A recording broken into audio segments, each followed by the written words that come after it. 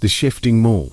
Liminal spaces have always had a strange pull. Empty malls, abandoned parking lots, places that feel like they've been paused in time. I never thought I'd find myself trapped in one, but that's exactly what happened. It started when I decided to explore an old mall just outside my hometown. It had been closed for years, but there were rumors online about people sneaking in, capturing eerie photos of its abandoned food courts and decaying storefronts. The main entrance was boarded up, but I found a side door that had been forced open. Inside, the air was stale, and the faint hum of electricity filled the silence. The atrium stretched upward, skylights coated with grime, letting in only a dim, sickly light. I wandered through the empty corridors, my footsteps echoing unnaturally. The tile floors were warped, and some sections were slick with water, though there was no sign of where it had come from. The stores were hollowed out shells, their signage faded beyond recognition. Then I noticed the looping. At first, I thought I was imagining it. I passed the same shoe store 3 times, its neon sign flickering in a rhythm that felt deliberate.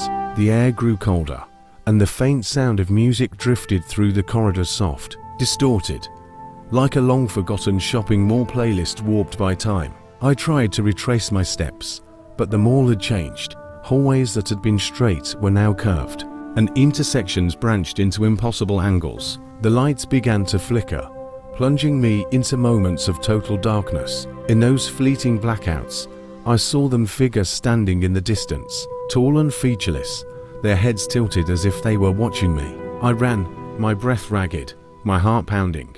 But the faster I moved, the more the space seemed to stretch. Escalators led to nowhere.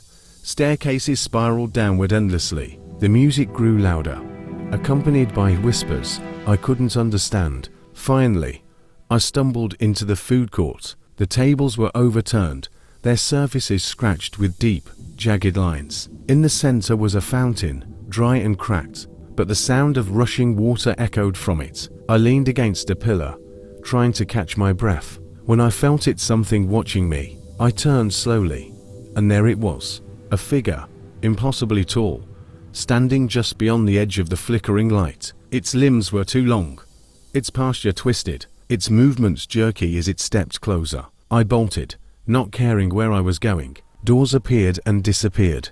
Corridors collapsed into walls. The mall was alive, shifting, bending to keep me inside. I don't remember how I escaped.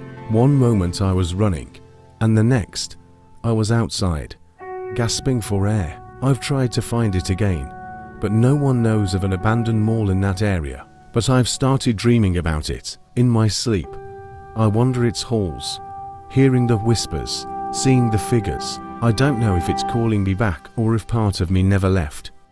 Be sure to like and subscribe for more scary stories.